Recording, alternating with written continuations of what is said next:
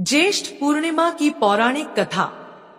एक समय की बात है, द्वापर युग में मैया यशोदा जी ने भगवान श्री कृष्ण से कहा, हे कृष्ण, तुम सारे संसार के उत्पन्न करता, पोषक तथा उसके संहार करता हो। आज कोई ऐसा व्रत मुझसे कहो जिसके करने से मृत्युलोक में स्त्रियों को विधवा होने का भय न रहे तथा यह व्रत सभी मनुष्यों की मनोकामनाएं पूर्ण करने वाला हो। श्री कृष्ण कहने लगे, हे माता, तुमने अति सुंदर प्रश्न किया है। मैं तुमसे ऐसे ही व्रत को सविस्तार कहता हूँ। सौभाग्य की प्राप्ति के लिए स्त्रियों को 32 पूर्णमासियों का व्रत करना चाहिए। इस व्रत के करने से स्त्रियों को सौभाग्य संपत्ति मिलती है। यह व्रत अचल सौभाग्य देने वाला एवं भगवान शिव के प्रति मनुष्य मात्र की भक्ति को बढ़ाने वाला है। यशोदा जी कहने लगी, हे कृष्ण, सर्वप्रथम इस व्रत को मृत्युलोक में किसने किया था, इसके विषय में विस्तार पूर्वक मुझसे कहो। श्री कृष्ण जी कहने लगे कि इस भूमंडल पर एक अत्यंत प्रसिद्ध राजा चंद्रहास से पालित अनेक प्रकार के रत्नों से परिपूर्ण कातिका नाम की एक नगरी थी। वहां पर धनेश्वर नाम का एक ब्राह्मण था और उसकी स्त्री अति सुशीला तथा रूपवती थी। दोनों ही उस नगरी में बड़े प्रेम के साथ रहते थे। घर में धन धान्य आदि की कमी नहीं थी। उनको एक बहुत बड़ा दुख था कि उनके कोई संतान नहीं थी। इस दुख से वह अत्यंत दुखी और परेशान रहते थे। एक समय एक बड़ा तपस्वी योगी उस नगरी में आया। वह योगी उस ब्राह्मण के घर को छोड़कर अन्य सब घरों से भिक्षा लाकर भोजन किया करता था। रूपवती से वह भिक्षा नहीं लिया करता था। उस योगी ने एक दिन रूपवती से भिक्षा न लेकर किसी अन्य घर से भिक्षा लेकर गंगा किनारे जाकर भिक्षान्न को प्रेम पूर्वक खा रहा था कि धनेश्वर ने योगी का यह सब कार्य किसी प्रकार से देख लिया। अपनी भिक्षा के अनादर से दुखी होकर धनेश्वर योगी से बोला, महात्मन, आप सब घरों से भिक्षा लेते हैं परंतु मेरे घर की भिक्षा कभी भी नहीं लेते, इसका कारण क्या है? योगी ने कहा कि निःसंतान के घर की भीख पतितों के अन्न के तुल्य होती है और जो पतितों का अन्न खाता है वह भी पतित हो जाता है। चूंकि तुम निःसंतान हो, अतः पतित हो जाने के भय से मैं तुम्हारे घर की भिक्षा नहीं लेता हूँ। धनेश्वर यह बात सुनकर अपने मन में बहुत दुखी हुआ और हाथ जोड़कर योगी के पैरों पर गिर पड़ा तथा आर्तभाव से कहने लगा, हे महाराज, यदि ऐसा है तो आप मुझको पुत्र प्राप्ति का उपाय बताइए। आप सर्वज्ञ हैं, मुझ पर अवश्य ही यह कृपा कीजिए। धन की मेरे घर में कोई कमी नहीं, परंतु मैं पुत्र न होने के कारण अत्यंत दुखी हूँ। आप मेरे इस दुख का हरण करें, आप सामर्थ्यवान हैं। यह सुनकर योगी कहने लगे, हे ब्राह्मण, तुम चंडी की आराधना करो। घर आकर उसने अपनी स्त्री से सब वृत्तांत कहा और स्वयं तप के निमित्त वन में चला गया। वन में जाकर उसने चंडी की उपासना की और उपवास किया। चंडी ने 16वें दिन उसको स्वप्न में दर्शन दिया और कहा, हे धनेश्वर, जा तेरे पुत्र होगा, परंतु वह 16 वर्ष की आयु में ही मृत्यु को प्राप्त हो जाएगा। यदि तुम दोनों स्त्री पुरुष 32 पूर्णमासियों का व्रत विधि पूर्वक करोगे तो वह दीर्घायु होगा। जितनी तुम्हारी सामर्थ्य हो आटे के दिए बनाकर शिव जी का पूजन करना, परंतु पूर्णमासी को 32 हो जाने चाहिए। प्रातःकाल होने पर इस स्थान के समीप ही तुम्हें एक आम का वृक्ष दिखाई देगा। उस पर तुम चढ़कर एक फल तोड़कर शीघ्र अपने घर चले जाना। अपनी स्त्री से सब वृत्तांत कहना। ऋतुस्नान के पश्चात वह स्वच्छ होकर श्री शंकर जी का ध्यान करके उस फल को खा लेगी। तब शंकर भगवान की कृपा से उसको गर्भ हो जाएगा। जब वह ब्राह्मण प्रातःकाल उठा तो उसने उस स्थान के पास ही एक आम का वृक्ष देखा जिस पर एक अत्यंत सुंदर आम का फल लगा हुआ था। उस ब्राह्मण ने उस आम के वृक्ष पर चढ़कर उस फल को तोड़ने का प्रयत्न किया, परंतु वृक्ष पर कई बार प्रयत्न करने पर भी वह न चढ़ पाया। तब तो उस ब्राह्मण को बहुत चिंता हुई और विघ्न विनाशक श्री गणेश जी की वंदना करने लगा। हे दयानिधे, अपने भक्तों के विघ्नों का नाश करके उनके मंगल कार्य को करने वाले, दुष्टों का नाश करने वाले, रिद्धि सिद्धि देने वाले, आप मुझ पर कृपा करके इतना बल दे कि मैं अपने मनोरथ को पूर्ण कर सकूं। इस प्रकार गणेश जी की प्रार्थना करने पर उनकी कृपा से धनेश्वर वृक्ष पर चढ़ गया और उसने एक अति सुंदर आम का फल देखा। उसने विचार किया कि जो वरदान से फल मिला था वह यह है और कोई फल दिखाई नहीं देता। उस धनेश्वर ब्राह्मण ने जल्दी से उस फल को तोड़कर अपनी स्त्री को लाकर दिया और उसकी स्त्री ने अपने पति के कथनानुसार उस फल को खा लिया और वह गर्भवती हो गई।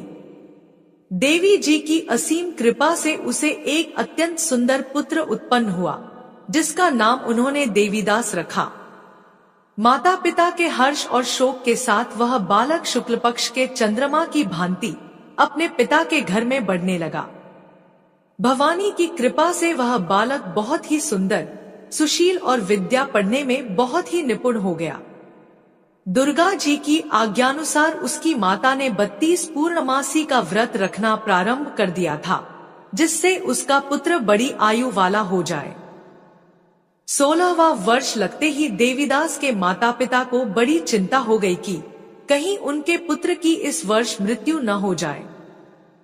इसलिए उन्होंने अपने मन में विचार किया कि यदि यह दुर्घटना उनके सामने हो गई तो वे कैसे सहन कर सकेंगे।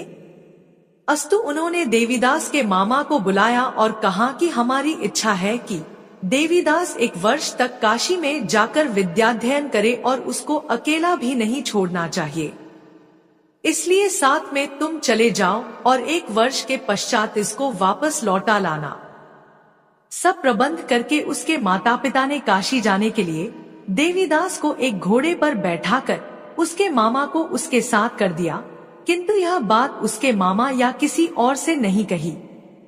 धनेश्वर ने सपत्नीक अपने पुत्र की मंगल कामना तथा दीर्घायु के लिए भगवती दुर्गा की आराधना और पूर्णमासियों का व्रत करना आरंभ कर दिया। इस प्रकार बराबर 32 पूर्णमासी का व्रत पूरा किया। कुछ समय पश्चात एक दिन वह दोनों मामा और भांजा मार्ग में रात्रि बिताने के लिए किसी ग्राम में ठहरे हुए थे।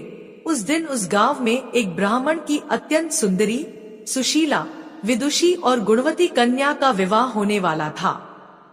जिस धर्मशाला के अंदर वर और उसकी बारात ठहरी हुई थी, उसी धर्मशाला में देवीदास और उसके मामा भी ठहरे हुए थे। संयोगवश कन्या को तेल आदि चढ़ाकर मंडप आदि का कृत्य किया गया तो लग्न के समय वर को धनुर्वात हो गया।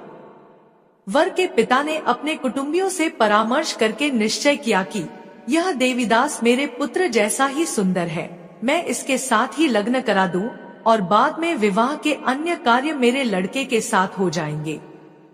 ऐसा सोचकर वह देवीदास के मामा से जाकर बोला कि तुम थोड़ी देर के लिए अपने भांजे को हमें दे दो, जिससे विवाह के लग्न का सब कृत्य सुचारू रूप से हो सके। तब उसका मामा कहने लगा कि जो कुछ भी मधुपर्क आदि कन्यादान के समय वर को जो भी धन मिले वह सब हमें दे दिया जाए, तो मेरा भांजा इस बारात का दूल्हा बन जाएगा। यह बात वर के पिता ने स्वीकार कर लेने पर उसने अपना भांजा वर बनने को भेज दिया और उसके साथ सब विवाह कार्य रात्रि में विधिपूर्वक संपन्न हो गया।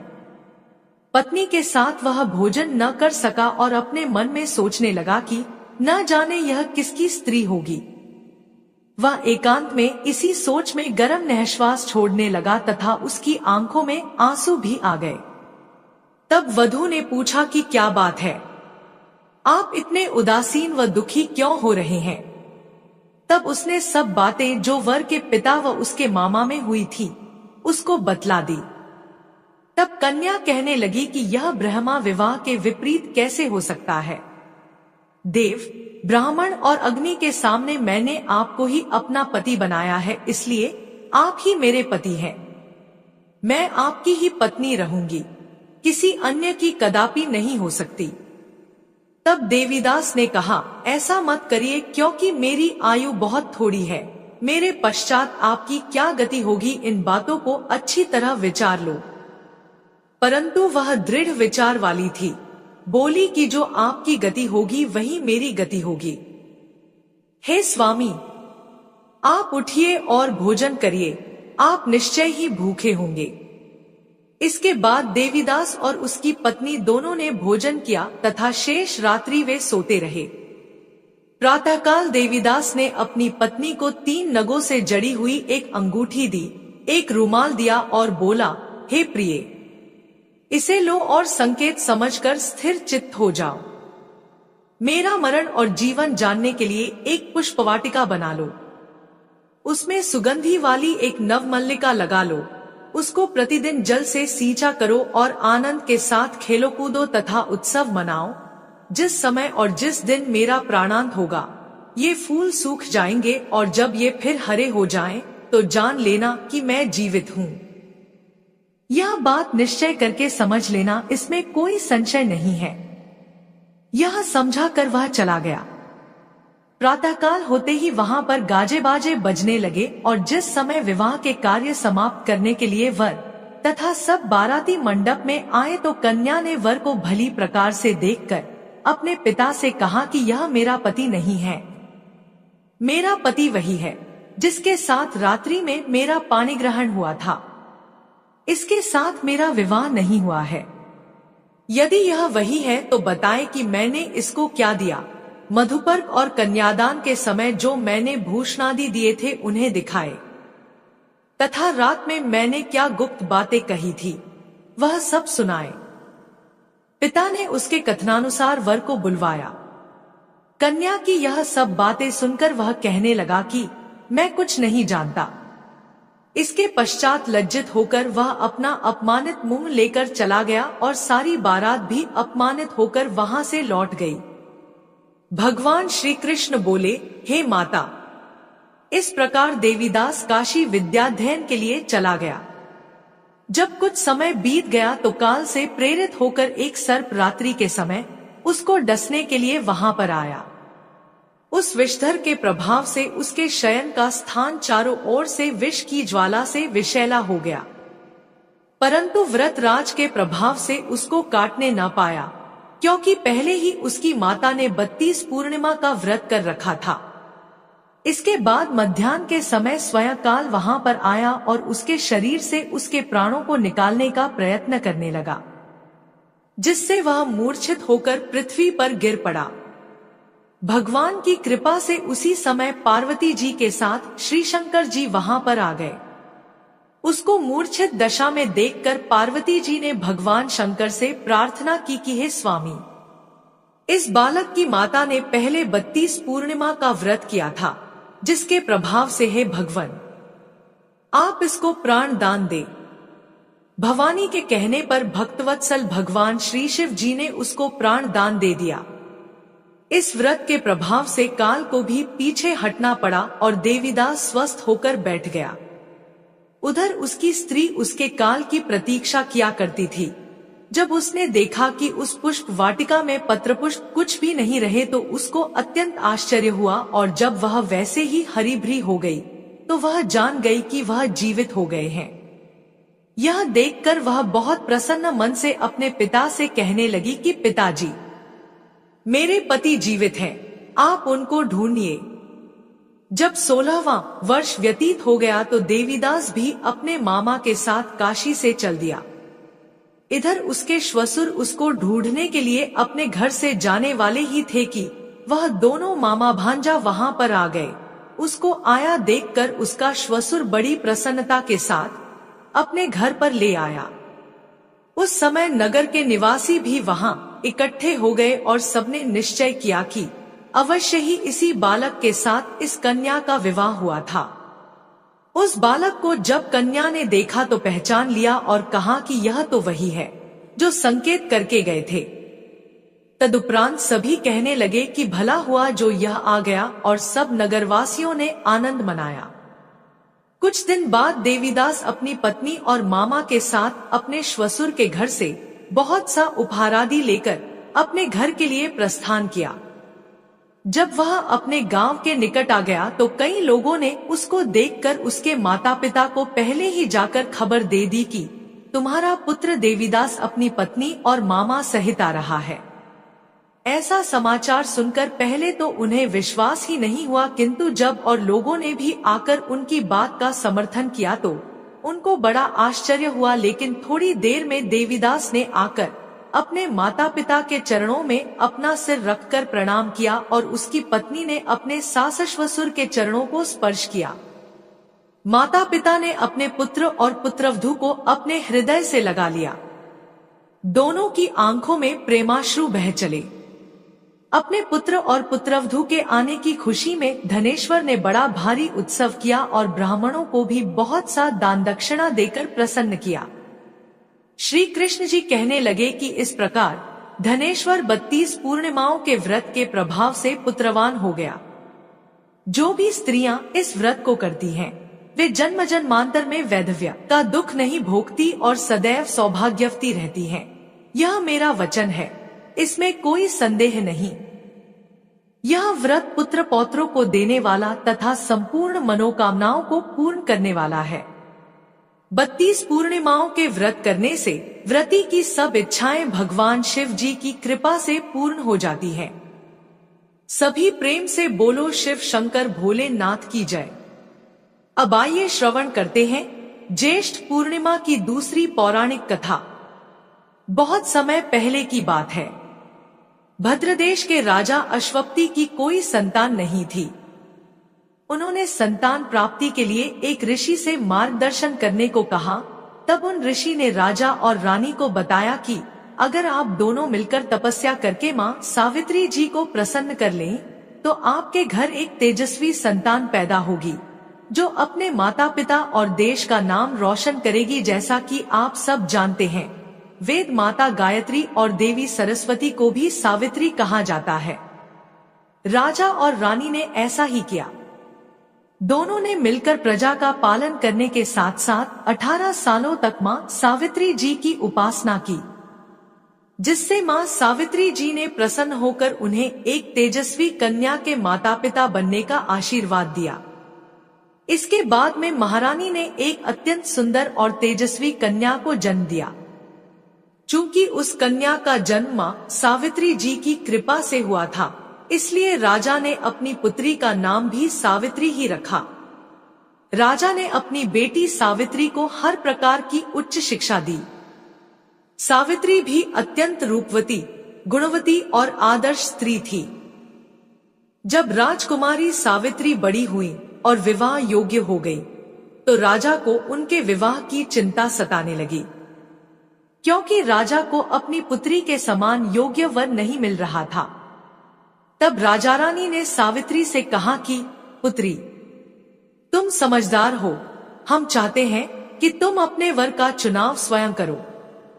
तुम जिसे अपने वर के रूप में पसंद करोगी, हमें वह स्वीकार होगा। अपने माता पिता की सहायता करने के लिए सावित्री अपने एक मंत्री के साथ देशाटन पर निकली। इस दौरान वह कई अच्छे राजाओं और राजकुमारों और गुणी लोगों से मिली, लेकिन उनमें से कोई भी उन्हें उपयुक्त नहीं लगा।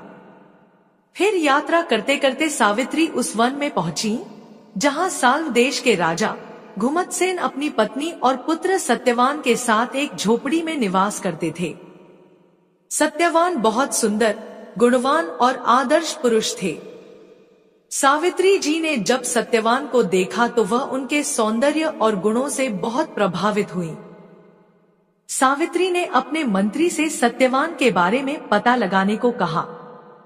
तब मंत्री ने उन्हें बताया कि सत्यवान के माता पिता दोनों ही अंधे हैं।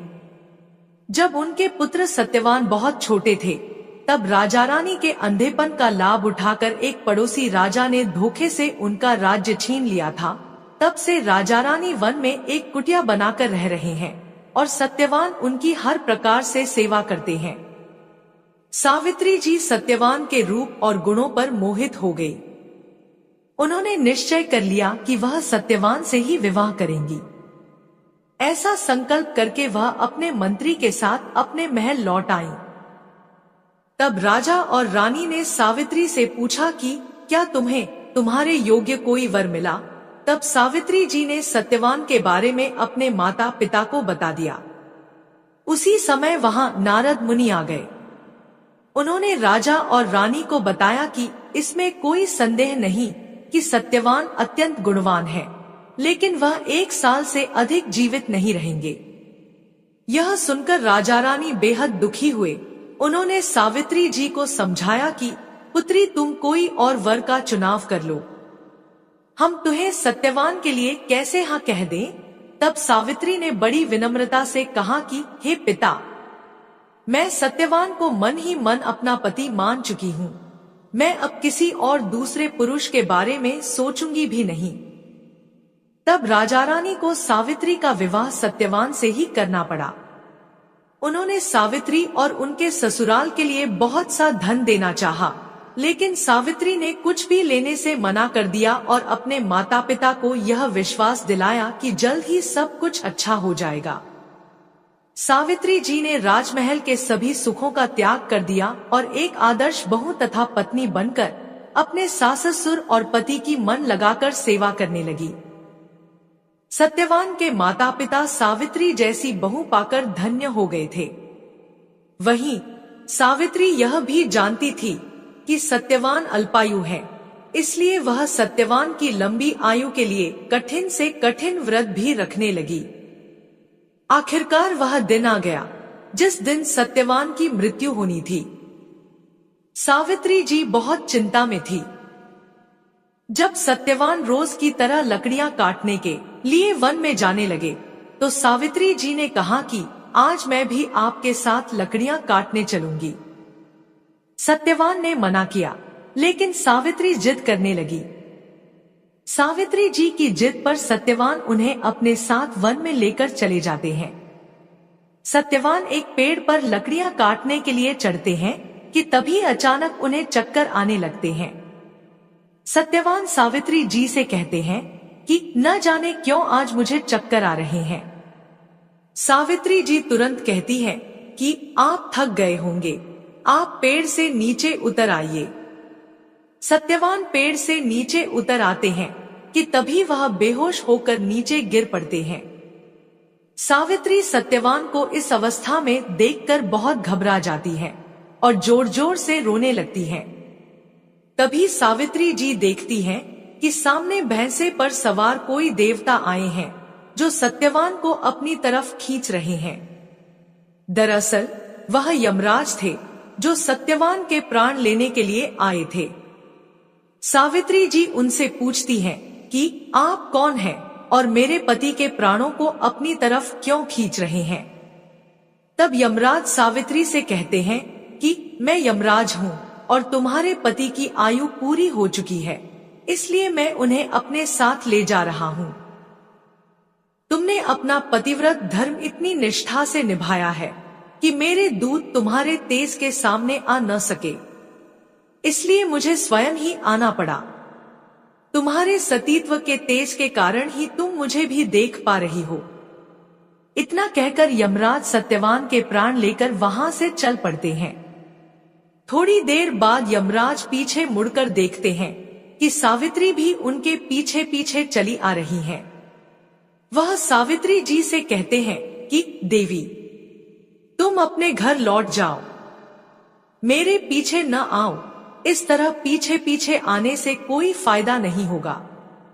मैं अपने कर्तव्य का पालन कर रहा हूँ। तब सावित्री कहती है कि मैं भी अपने पतिव्रत धर्म का पालन कर रही हूँ। मैं अपने पति को छोड़कर जीना नहीं चाहती, मुझे रोकना असंभव है। तब यमराज सावित्री से कहते हैं कि मैं तुम्हारे पतिव्रत धर्म से बहुत प्रसन्न हूँ। तुम एक काम करो, तुम सत्यवान के प्राणों को छोड़कर मुझसे कोई भी 3 वरदान मांग लो और वापस लौट जाओ। यह सुनकर सावित्री यमराज से कहती है कि हे प्रभु, अगर आप मुझसे इतने ही प्रसन्न हैं, तो मेरे सास ससुर को उनकी आंखें और उनका राज्य वापस दिला दीजिए। मेरे माता पिता को एक पुत्र का आशीर्वाद दीजिए, क्योंकि मेरे बाद उनका और कोई नहीं, और मुझे भी पुत्रवती होने का आशीर्वाद दीजिए। यमराज सावित्री को ये तीनों वरदान देकर चल पड़ते हैं। इसके बाद यमराज फिर पीछे मुड़कर देखते हैं कि सावित्री फिर भी उनके पीछे पीछे चली आ रही हैं। यमराज सावित्री से कहते हैं कि मैंने तुम्हें तुम्हारे मनचाहे तीनों वरदान दे दिए, फिर भी तुम मेरे पीछे पीछे क्यों चली आ रही हो। इस पर सावित्री यम से कहती है कि हे भगवान, आप मुझे पुत्रवती होने का वरदान दे चुके हैं और मेरे पति के प्राणों को अपने साथ लिए जा रहे हैं, तो मैं पुत्रवती कैसे होंगी, क्योंकि मैं कह चुकी हूँ कि अपने पति के बिना जीवित नहीं रहूंगी। यह सुनकर यमराज को ध्यान आया। वह सावित्री जी की चतुराई और धर्म परायणता से अत्यंत प्रसन्न होते हैं। यमराज तुरंत सत्यवान के प्राणों को मुक्त कर देते हैं। सत्यवान फिर जीवित हो जाते हैं। सत्यवान के माता पिता को उनका खोया हुआ राज्य और अपनी आंखों की रोशनी मिल जाती है। वहीं सावित्री के माता पिता को 100 पुत्र रत्न की प्राप्ति होती है। इस प्रकार सावित्री अपनी तपस्या, कर्म और धर्म से सभी के जीवन में खुशियां भर देती हैं। जय माता सावित्री।